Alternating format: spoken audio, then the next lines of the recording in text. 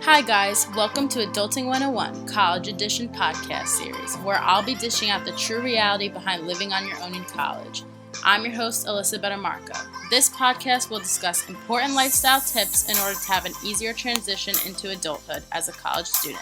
Adulting starts now. Let's just jump right into it. For today's episode, we'll talk about what it's like living on your own in your own place. First, we'll discuss the process of finding the right house, and then we'll talk about all the responsibilities that come with living off campus and on your own, for the first time ever. My friends and I decided we wanted to venture out and move off of campus for our junior and senior years. So the second we started sophomore year, we contacted a few realtors to show us around town. When looking for a house, it's helpful to make a list of pros and cons and expectations and needs.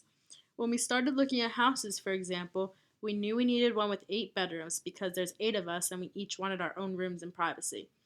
We wanted something close to school, and by close I mean no more than a 5-minute drive, so that we can roll out of bed at 8:15 for our 8:30s and not be late. The most important factor, though, was the price. We each agreed on a price range and only looked at houses that fit into that range. According to an article by hercampus.com, 5 useful tips to assist you with the process of finding off-campus housing are: 1. Finding people you are committed to living with. 2. Figuring out your budget before you start your search. 3. Touring the town and the houses. 4. If you find a realtor you like, stick with them. And 5. Don't wait if you find something you like. And with that source comes topic 2 of today's episode, dealing with realtors and landlords. Consider yourself lucky if both your landlord and your realtor are angels, because for many, that is hardly the case. Often, especially for us young college students, dealing with landlords is not the easiest. They may not ever answer their phones when you need them or fix any minor problems that occur. What you have to understand is that this is a business for them. They make money off of you living in their house and paying rent. Their ultimate goal is to make money off of you. So if you're unhappy with them, make it known. If there's something wrong in the house, make it known. If work needs to be done, make it known. LegalBeagle.com says 3 steps to dealing with a bad landlord is to first, know your rights and responsibilities. Second, document everything, and I mean everything. And third, threaten with a smile. A polite but strongly worded threat might do the trick. And if none of this works, get yourself a lawyer.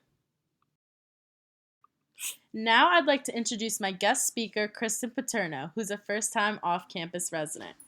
How has your relationship been with your landlord? He's okay, a little rude and stingy, but we deal with it and are making progress. Great.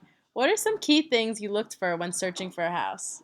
Well, we wanted a pretty house and one that was close to campus. We also needed our own bedrooms, definitely. And what have been some adjustments that you've had to make while living on your own? How would you describe this first experience being on your own? I had to start cooking for myself, buying groceries, and commuting to classes and finding parking. It was a difficult transition from the dorms, but it's definitely worth it, and I'm loving living with my friends. Thanks, Kristen, for your time. Anytime, Alyssa. And that'll wrap up our podcast for today. Thanks for tuning in, and I hope this information helps any of you who may soon be looking to live on your own in the nearby future. I would love to hear any questions or comments or feedback that you guys may have, so comment down below and let me know what you're thinking. Keep an eye out for next week's podcast for more of an in-depth conversation about adulting in college.